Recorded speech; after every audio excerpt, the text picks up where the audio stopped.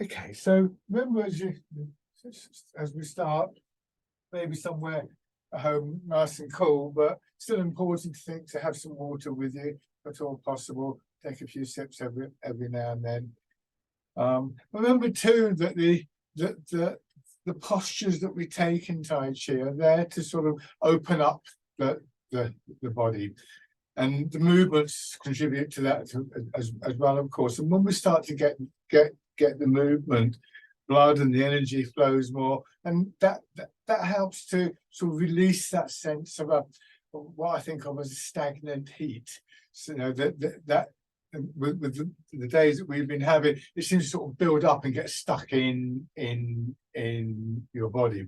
So obviously we don't go kind of very hard in Tai Chi. We don't think take it a little bit easier today, but still it's good to get that kind of move. So first of all, as always,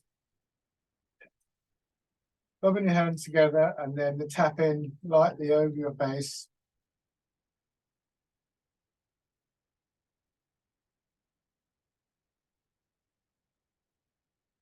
Over your head and neck.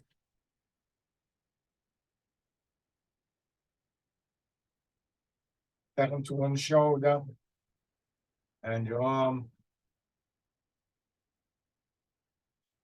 Excuse me. And the other side. Upper part of your chest.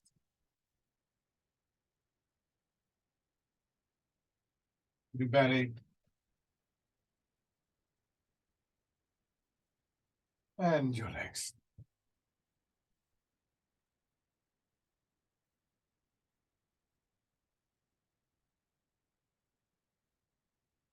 Okay. So sitting back. So it's worth reviewing the basics of the posture. And sometimes, even if you're to get my feet in the line, that's better. Okay, so if you're quite experienced in Tai Chi, it can be very interesting to come back to real kind of beginners level stuff in a sense, because you come back to it with a very fresh perspective.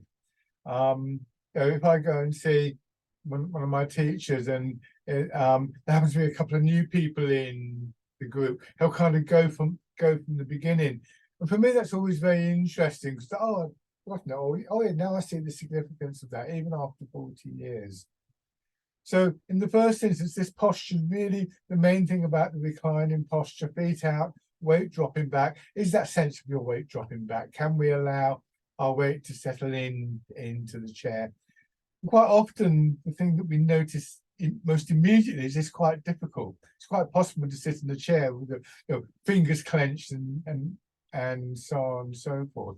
But as we get comfortable in the chair, as we get more confident, the chair's going to support us, and we begin to loosen up a little bit. We get this feeling of our weight settling. In the case of the reclining posture, settling downwards, but also back, because you're leaning right back against the chair.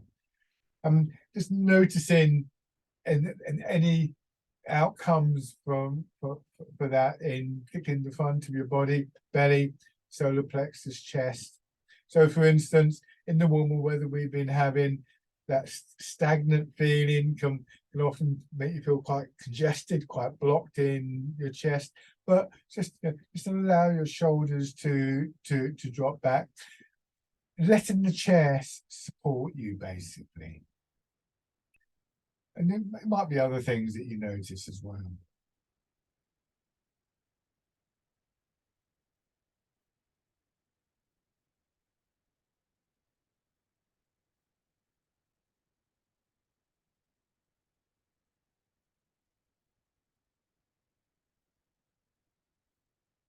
And when you bring your feet in, what we want to try and do is, in a sense, I mean, we're still sitting on the chair, of course. So we've still got that sense of our weight dropping down into the chair, but through lower back, hips and buttocks, so they have to relax a little bit to release a little bit. Otherwise, we're pushing ourselves up. But we can think in terms of the weight of our upper body supported through our hips, our legs, our feet. And the weight of the front of our body supported by our back. So trying to get away from the screen, don't put your belly in. Again, try not to hold on to tightness in your chest. One of the things we often notice, or I often notice, is that, I might say, oh yeah, my shoulder's tight, I let it relax, and 2 minutes later it's back up around my ear or something like that. A lot of these ways of holding ourselves are habitual. They've been there for years for one reason or another. Maybe maybe an injury has caused it or something like that. I remember going into great detail with one class on posture. The hips are here, the shoulders are there. This woman came up afterwards. This is standing, but she sort of stuck her hip out like that and held her arm there. And she said, "So it's all very well to speak." She said, "But I've had 3 babies." The implication was clear. She spent a lot of time with a child on her hip and probably a couple of others running around her legs. And the point is well taken, that the things that we do in our lives, if you've had a job that's required a lot of bending forwards, for instance, then your body would have set in that position to a degree. Those habits won't go away quickly. And the best thing to do is really to concentrate on more positive habits rather than get too tangled up in, I've got to change this, I've got to change that. So for the seated posture, we look for the support from, as I said, hips, feet. And that means not sitting like this. If I'm right back like this in a pure upright stance, I'm sort of already beginning to fall backwards. So I tilt forwards a little bit and just feel a small amount of weight in my feet. But it's still relatively straight up through the body. I imagine this straight center line. And about a third of your weight in your feet. If you find that your back starts to ache, then as always, sit back. And in the first instance, try sitting back. So it's just the lower part of your back against the chair, and quite often that's sufficient support for your back. But if it's still aching, then just sit back and rest. It's really not helpful to try and do the movements from this position where you're sitting back, because you've lost that upright quality in your posture. But do sit back and rest. I should come forwards. The other thing you could do, of course, is always put a cushion or something behind your back for that extras. And the other aspect of how we're supported to consider, and this is a little bit more difficult perhaps to access, but with your experience you should be able to do this, is a sense when we think of the skeleton, bones of our legs, pelvis, spine in particular, collarbone and ribs as well, providing this inner framework.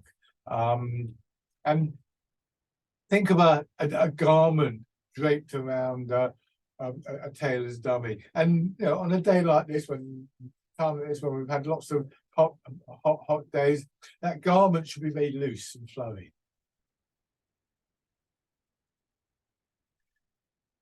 So now just slowly turning your head. Only going as far as is comfortable.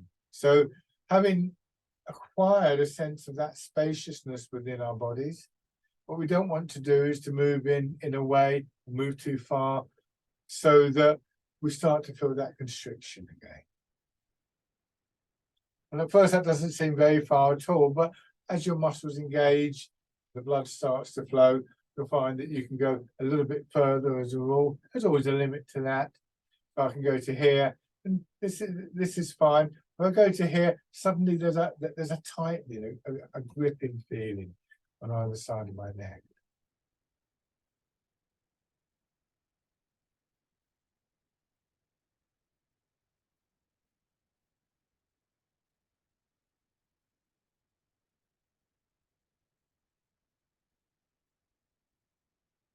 Hands in front of your shoulders, same idea.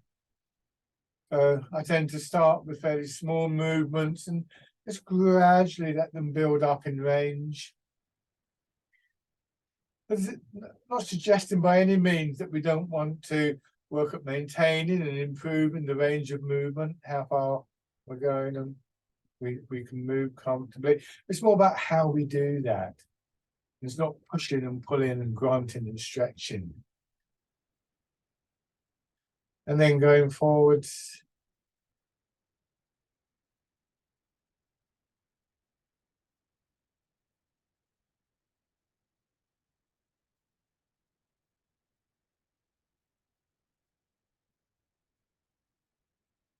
Comes down to your sides, rotating.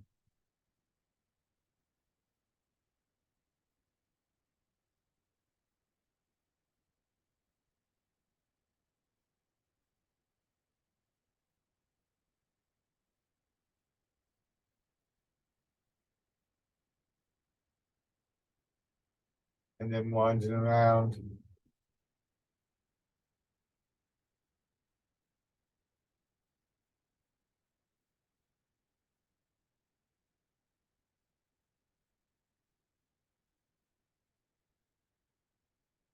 Go back the other way.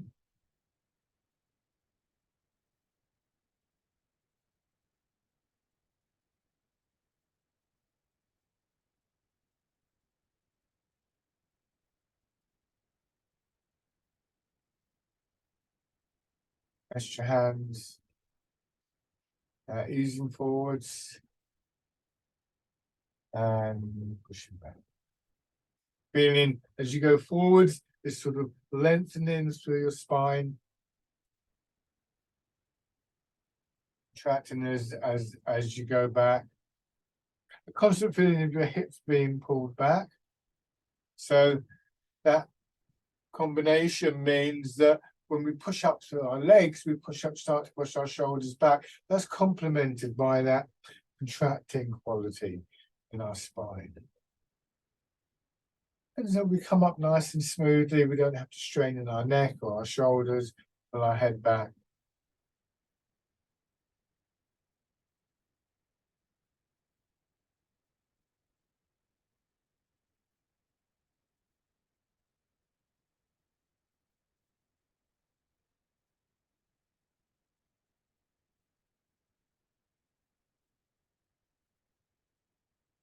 And then turning in one direction, so more of your weight goes into one leg.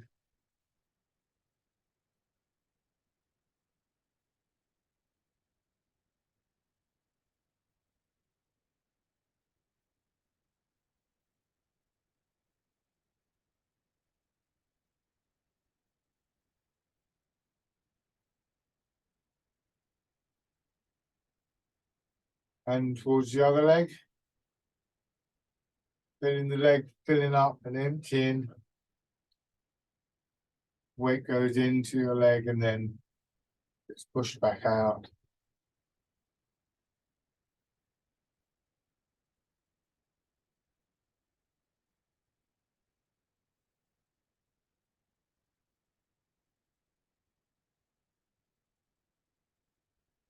And then going all the way around. Foot to foot, back into your hip, across to the other hip. And this little rolling movement in the pelvis. And try and let your weight drop down. This should feel almost like the lower part of your back's being very gently massaged.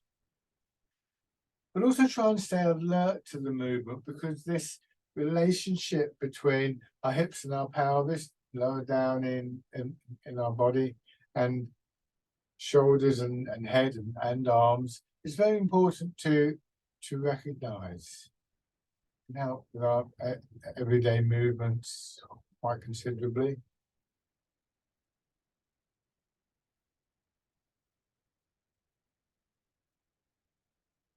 Back the other way.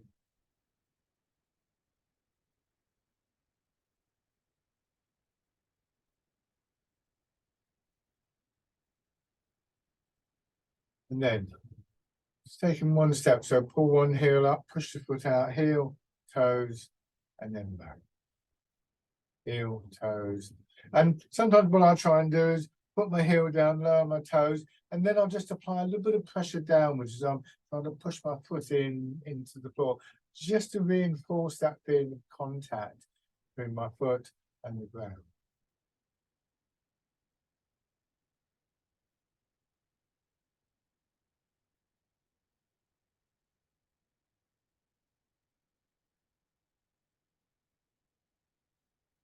And then on the other side.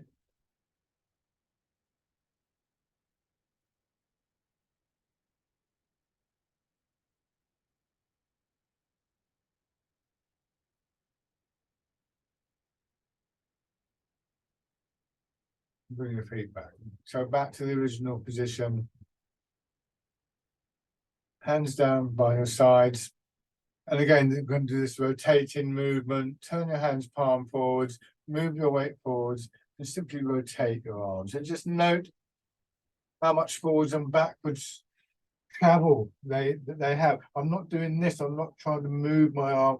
My arm is hanging down from my shoulder. My shoulder moves because the weight moving, and my arm is still hanging down from my shoulder. It hasn't gone there. There. Just establishing with this that there is quite a lot of movement. There's quite a lot of energy, movement, however you think of it, in your arms. And so by and large, what happens next is we try and offer that movement passing through our bodies a shape.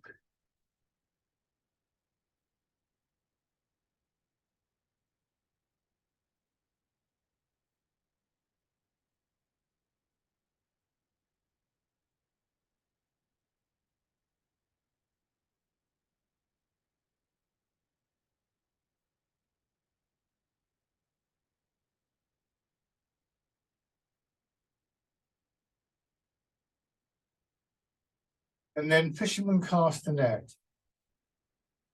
So to begin with, fisherman cast a net again. My arm is hanging below my shoulder, but because my arm is now hanging more freely, I'm not trying to keep it in this position.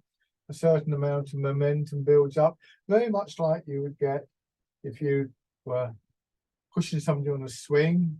We push somebody forwards on a swing, and the swing up comes quite naturally. And when we move like this, our arms aren't so dominant. And because of that, we're more able to recognize other movements in other parts of the body. For instance, when I go to here, I can feel that lengthening through my upper back, which then contracts, helps to bring me back. Here, it's an opening in my chest as I go forwards. There's just two quite kind of obvious examples, really, of how our movements are affected in all sorts of ways, both internally and externally. And so, as always in Tai Chi, we're trying to make use of those differences. We're trying to blend with whatever is happening within and on the outer, on the outside of the body.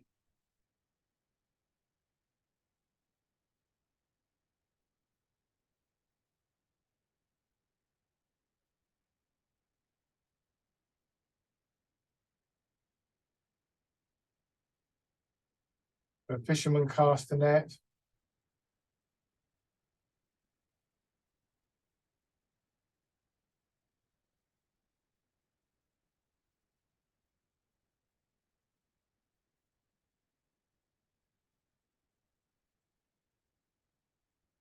And then imagine there's a ball underneath your arms, and you're going, as you sit back, you roll the ball in towards you.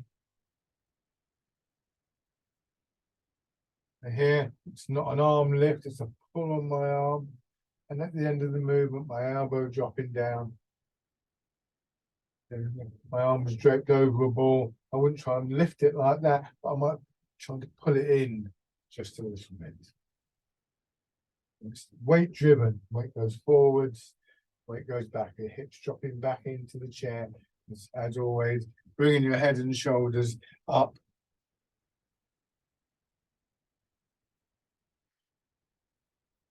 So this is quite important because it's very easy to get into a mentality where rather than this nice smooth movement, you're sort of straining to pull yourself up. And that straining is you fighting with the pull of gravity. It's not worth it. You're not going to win. If you use gravity to draw your hips down, other things start to come into place.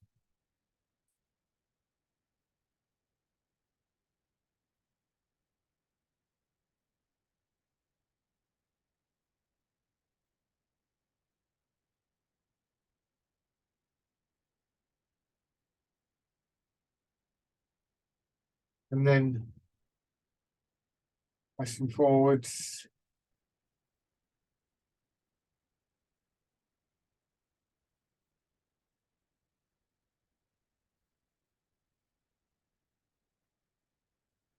So this one, elbows go out a little bit. The movement pushes my arm forwards and my hand swings up.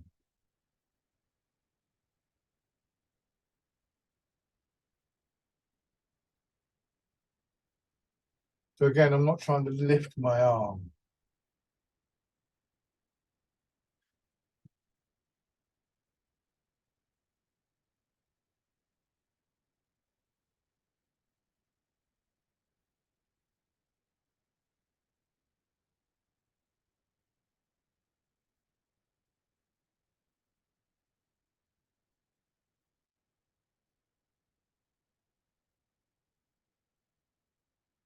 And then punch with both fists.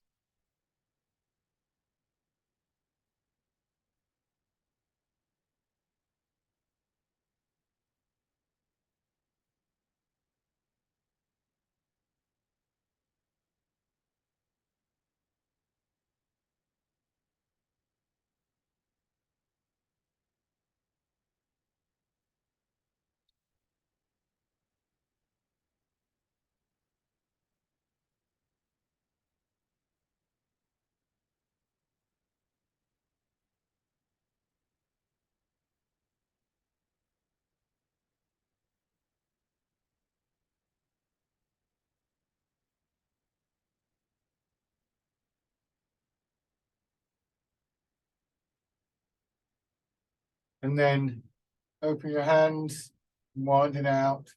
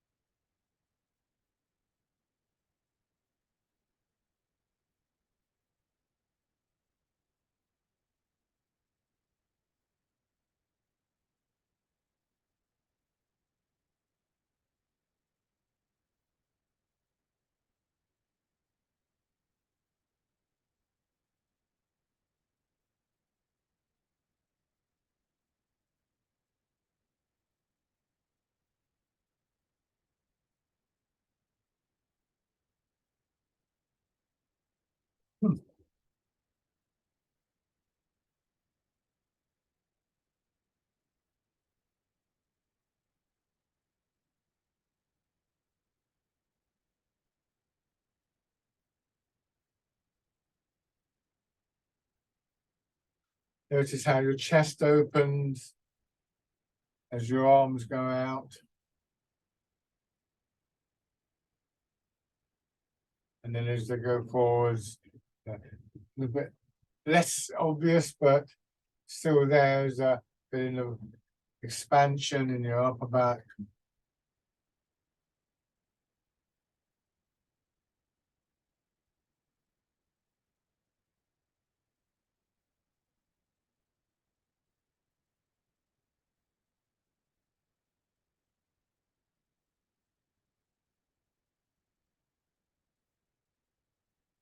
Okay, and then hands palm down, polishing the table.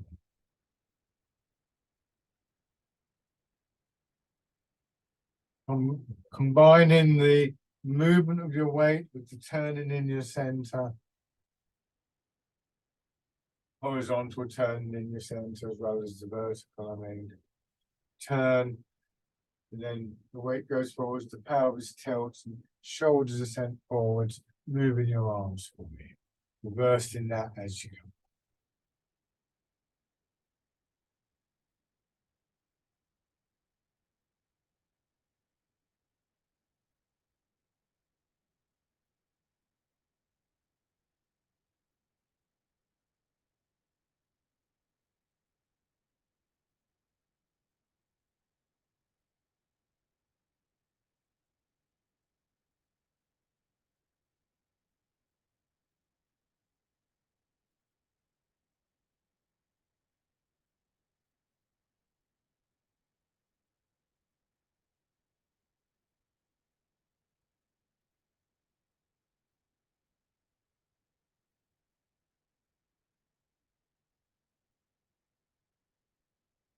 One more time.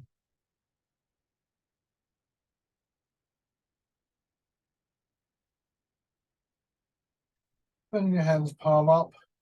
A gentle press through feet and hips, creating a wave-like movement up through your body. And at the same time, with feet and hips going downwards, just refreshing this feeling of a connection to the ground, the rooting down. The back and spine lengthening, contracting.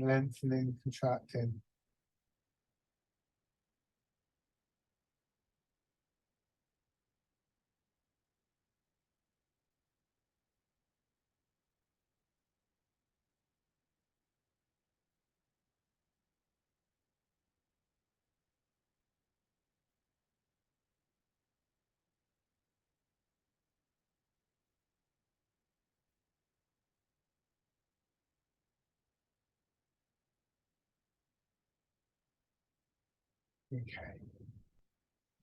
Your hands drop down, going forward slightly. And sit back. Oh, I missed the wild goose out, didn't I? Hold on. Bring your hands. Let's do the wild goose. I don't like missing this. This time the hand's going out. So that push down, you could almost interpret this. And this is why I missed the wild goose. I was thinking this would be more appropriate perhaps for Park the Clouds. But if I'm here, if I want to do something like this, I'm not suggesting you do this, by the way. So what I'm going to do is I'm going to go forwards a little bit and I'm going to push up. It's almost like I'm standing up and going down. So it's that. So that's quite hard work. You wouldn't want to do too many of those, but it's the same kind of dynamic within the body. You're not really going forwards here. You are going forwards a bit more with Park the Clouds. But there's that gentle pressure through feet and through hips.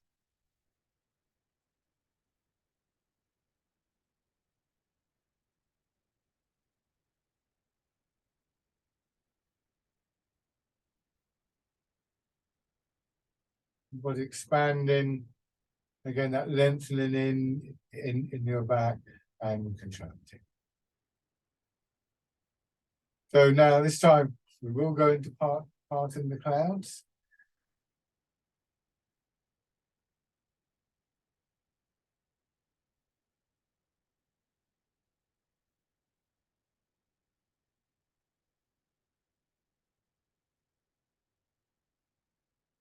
So those movements, those connections with feet, hips, sinking of the weight, the transfer of the weight are a little more subtle as we go into the chair-based exercises. It's fairly clear when you're standing that your legs are supporting you.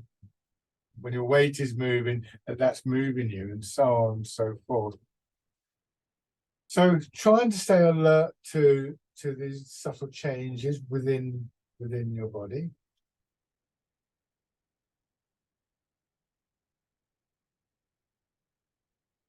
And then this time, dragon plucks the stars from the sky. And then press down. The pressure, very gentle, in soles of your feet, hips and buttocks. Pushing your arm up and then releasing, bring down. Changing sides.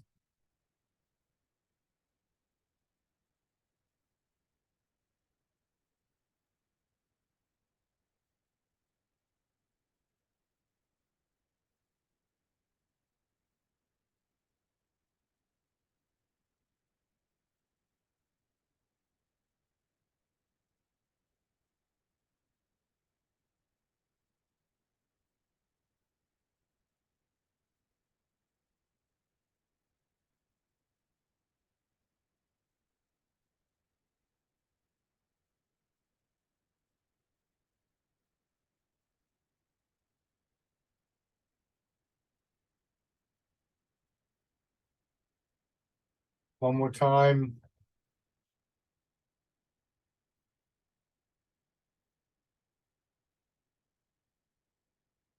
Good now. Both hands together, just a little above your head at most. Remember that we're potentially able to find a position for our hands to move to that remains comfortable. Here we feel the weight of our arms still drawing down our shoulders.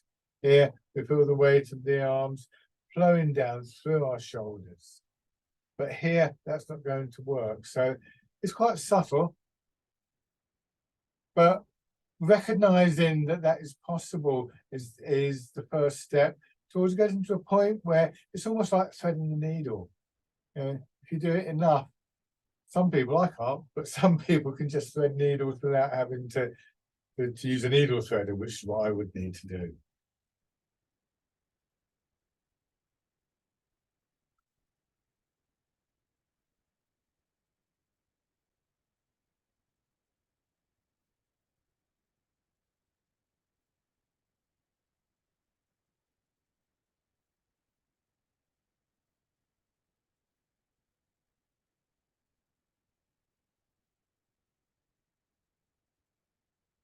Extend one foot, rest it on its heel, knees still a little bit bent, scooping forward, scooping the sea and looking at the sky.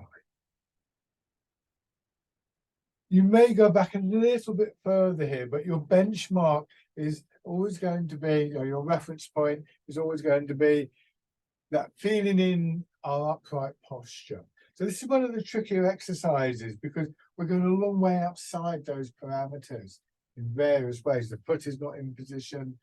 Maybe we're moving a little bit further. We're tilting the body.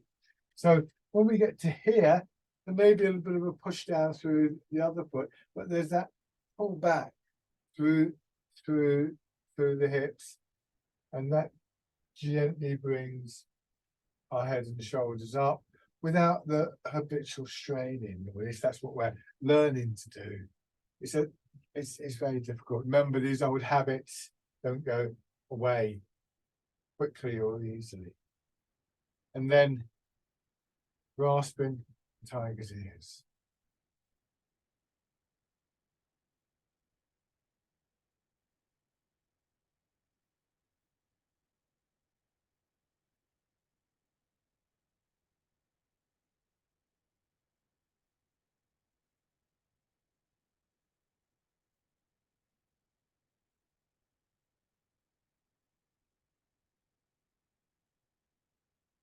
One more time.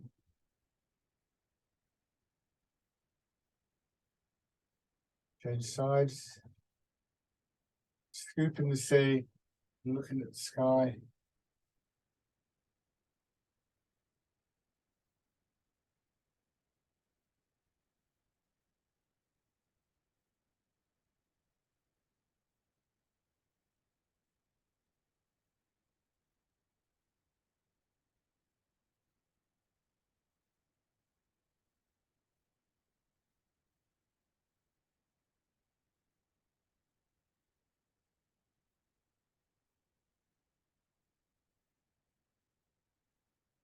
And then grasping the tiger's ears.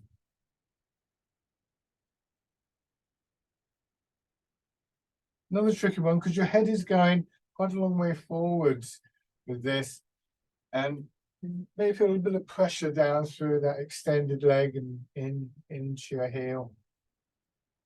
Just be careful of your back. One more time. And then bring the feet back.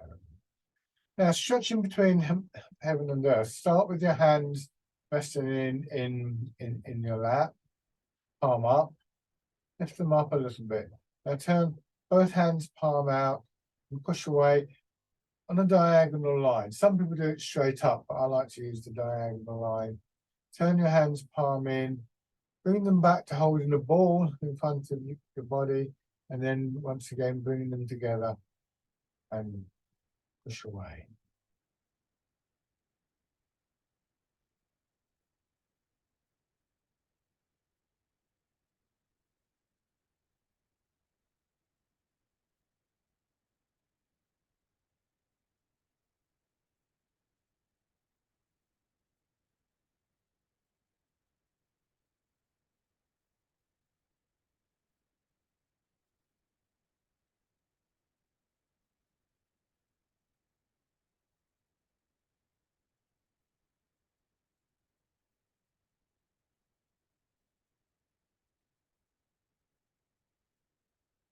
Now this time, bring your hands to the ball holding position, top hand just underneath your chin, bottom hand in front of your belly. Instead of squeezing them together, turn them out here, push out a little bit, so you're pushing from the inside of the ball, and then just let your hands slide around, feeling the movement in your upper back, chest. Turn your hands in, turn, push out, and go in the opposite way. So the way that you move your arms in the correct way is to think about the side that your top hand is on, and that's the direction that your arms will move in.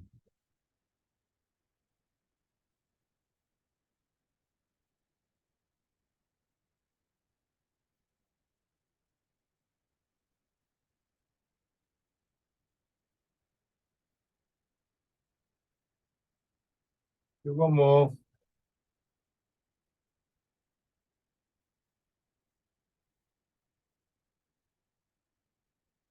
Good, and then just rest.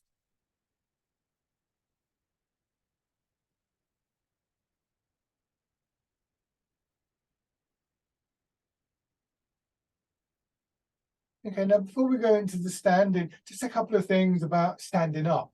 When we're sitting or laying down, if we stand up too quickly, we can experience that kind of slightly woozy, dizzy feeling. This is called postural hypertension. It's a sudden drop in blood pressure, particularly the blood supply to our brain, because we've leapt out of the chair. It takes a few moments for our hearts to adapt to that and for the body to sort of restore the pressure to get blood to the brain. A lot of the time we hardly notice it, but it does mean that this becomes an area where we might be more likely to fall. For some people, it might be when they get out of bed or whatever. So pay careful attention to the preparation for standing. When we do the tapping, it's quite vigorous to get the heart beating a little bit. When we're moving the legs, the idea is to get the muscles to a point where they can sustain as our weight when we're standing. So first of all, just rubbing your hands together. And then tapping over your face.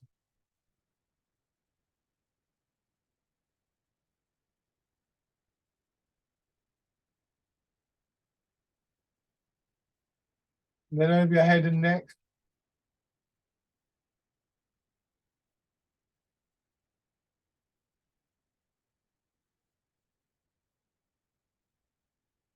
Down to one shoulder and your arm.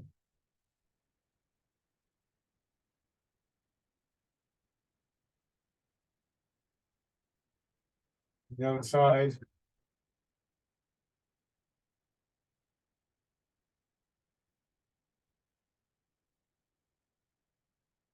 Upper part of your chest.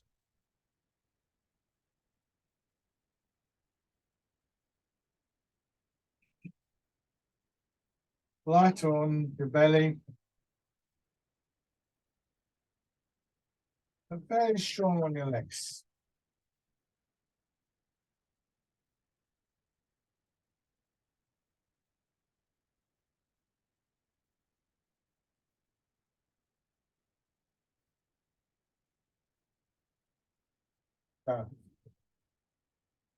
Shake out.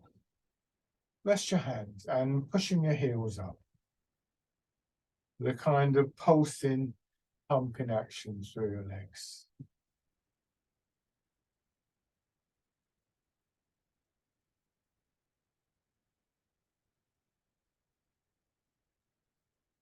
And then circling around.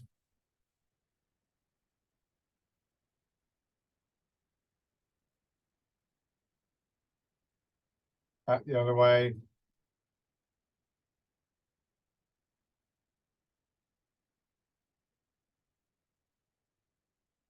Come back to the center. So if you want to stand, then just stand in at this point. always keep the chair with you. I'm going to move mine out of the way so I don't keep bumping into it. I'll probably find that I need it now, won't I? The other thing to think about, with particularly when we go to stand up, and this potential issue of sort of leaping out of the chair and going, oh, that's a bit dodgy, is of course in warm weather like we've been having. If you're dehydrated, then your body simply isn't working well enough, and your cognition and your heart and your circulation are all affected by that. So do particularly in weather like this, think about drinking water. Remember that we're told that when by the time you notice that you're thirsty, your mouth is dry or something like that, you are actually already dehydrated, apparently. And I've been having a look at absorption rates. And there's no certainty about this, but it looks as though at least some parts of our bodies will take anything between 15 minutes and half an hour to actually absorb the water. So in a way, when you take sips of water, you're sort of looking ahead a little bit. Standing with your feet parallel and weight forwards, hips dropping back, and just do this little swinging exercise. This is very, very loose. So again, in particular with the warmer weather, it very much isn't to raise your body temperature, but rather to get the blood flowing. And what you may notice is that even when it's quite warm around you, as your arms swing through, there's a slight sense of almost like a breeze brushing over your arm. So, again, a little bit of movement can sometimes be quite difficult in weather like this to kind of motivate yourself to start moving. But a little bit of movement is a good idea. And also, this is a good morning exercise, because we can wake up feeling half asleep, and maybe it's been a warm night and so on and so forth. And this just reminds you what your posture is. Weight forwards, hips dropping back, loosen your hips, loosen your shoulders. Take a couple of slow, gentle breaths. The in-breath is also sharper and clearer than the out-breath.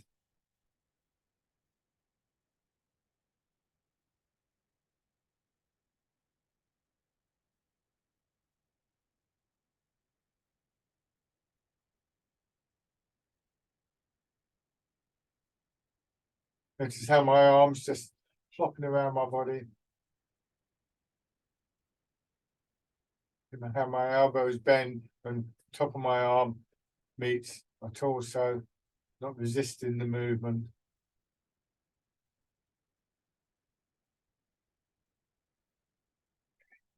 And in this posture, let's do the little sequence of rooting down, wild goose and park the clouds. So sinking down, bringing your hands around, pushing up. And pressing down. Hands out to your sides. And down. And then crossing in front of your belly.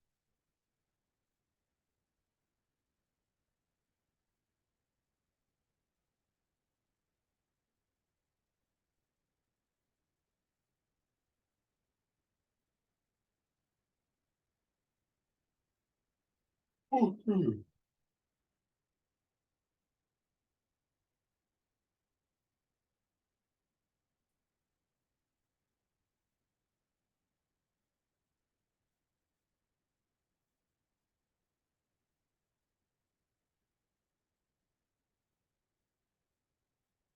more round.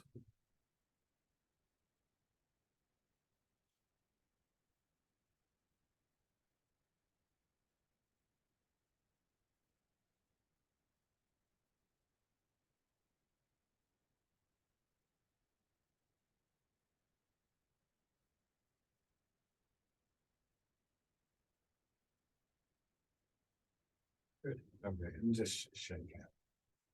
So we want to avoid creating resistance in our body, whether that resistance is, I don't know, a stiffness in our shoulder as our arm comes around, or whether it's resisting the pull of gravity through our body. So the posture is aimed at moving us towards a state where that becomes a little bit more possible. Where it doesn't, we learn with this intent to flow, with this idea that, you know, this is the quality of movement that we're looking for, moving through water, moving like water, the memory of other movements, and just like water running down a hill. You know, if I go to here, my shoulders tight, what I'm trying to do, and I use it how it's normally described. I tell you to relax in that area.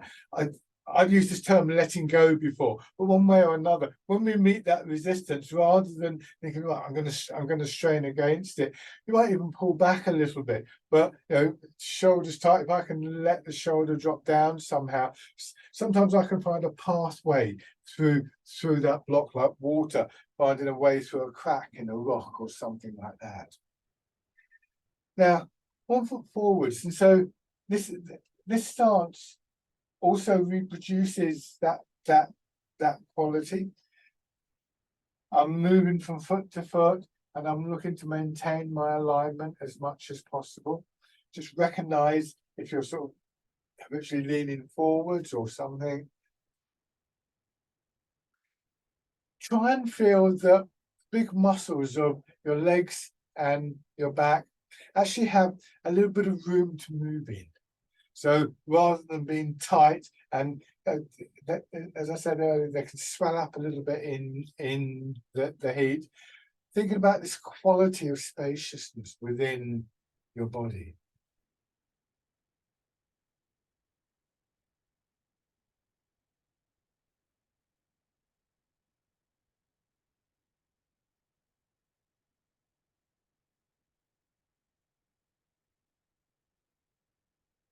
And then raising your toes and your heel.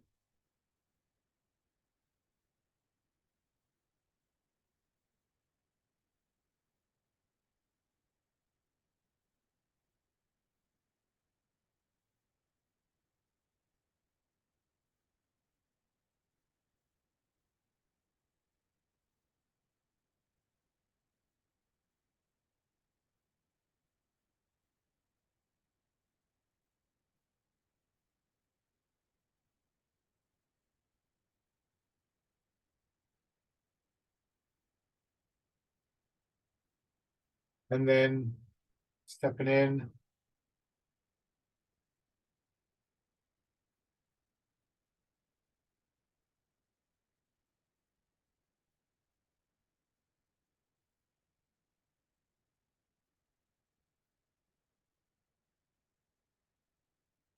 On the other side. So just be aware that as you start to move towards one leg, you may experience a sort of tightening in that leg, and we're just trying to release that. That's particularly true. You know, if you've got a bit of pain in your knee or something like that, then the instinct is always to tighten up around it. But what we want to try and do is to loosen there, to release there, and to allow the movement through. But obviously, be careful about that. As I say, sometimes people say, oh, just relax it, and I think it can be a bit. It can be a bit more careful about that. But the basic message is don't resist the movement, whether it be the movement, the weight, or whether we're thinking of the energy or whatever. Then again, raising your toes and your heel.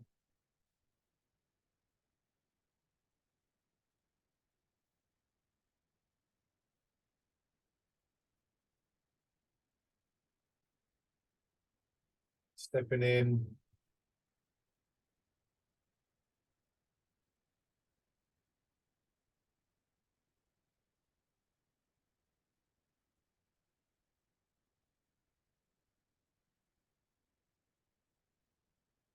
and step through.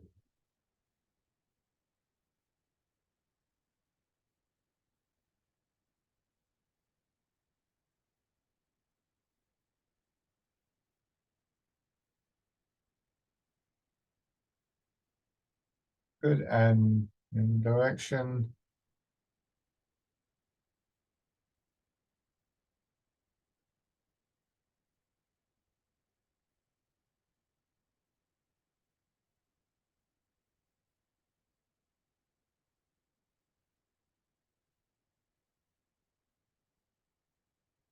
And shake out.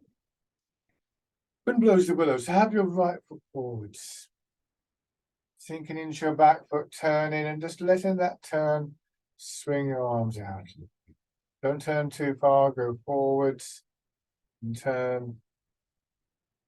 Everybody opens and closes, and in that opening, again, very aware of that sense of spaciousness within the body. Don't move your arms too far.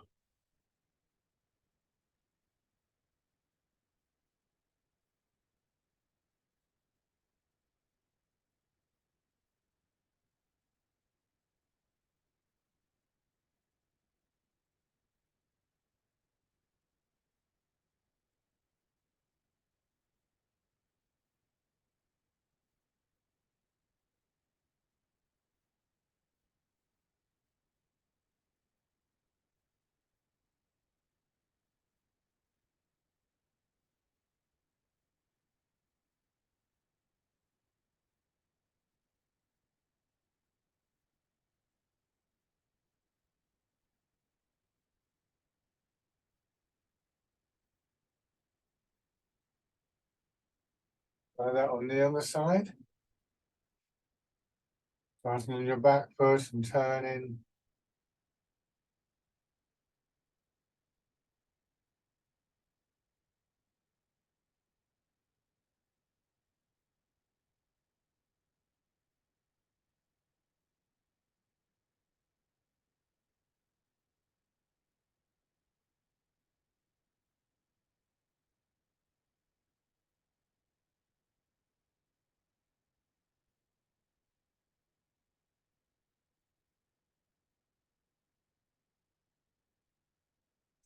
And then coming forwards, raise your back heel, bring your foot in and put the toes down, and just very quickly, how does this feel? If you're okay, then you might choose to just raise the foot a little bit, step through. Same thing on this side, there's your pelvis level or your shoulders level. And it's not a bad idea to just take some time to settle here before you try, say, for instance, raising your foot. And I've talked before about these little punctuation points, the commas in the sentence, and you can regard this as one of them. I'm going to change direction. I will always bring the foot in, but I won't. Now I'm just letting my foot be a little bit above the ground, but I'm still trying to be aware of what's happening in my hips. I have the contact with the ground with my foot. One more time. And bring your feet out. Okay, go back to your chair.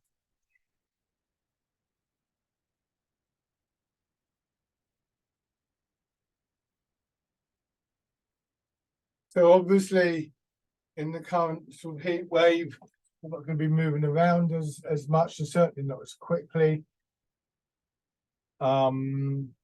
These exercises are good to do, particularly if you can do a few in the morning, so to clear up that sense of that slightly stagnant quality. Stagnation in Chinese medicine is a kind of condition of the energy that we can sometimes develop.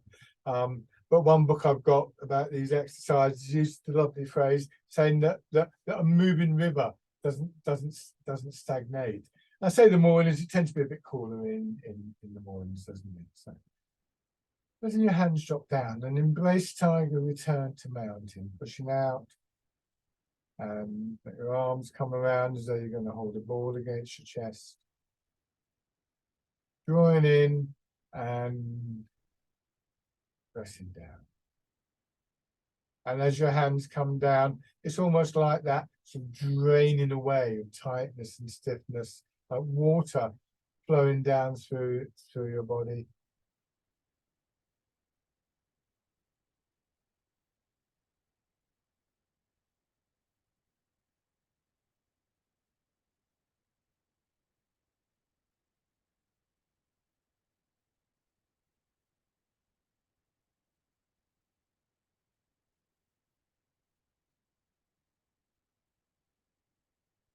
One more time.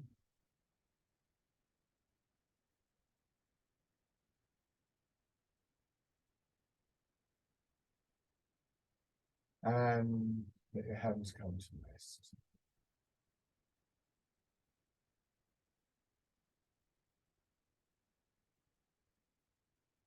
And just taking a few slow, gentle breaths and giving yourself a chance to just check your posture at the end of the session.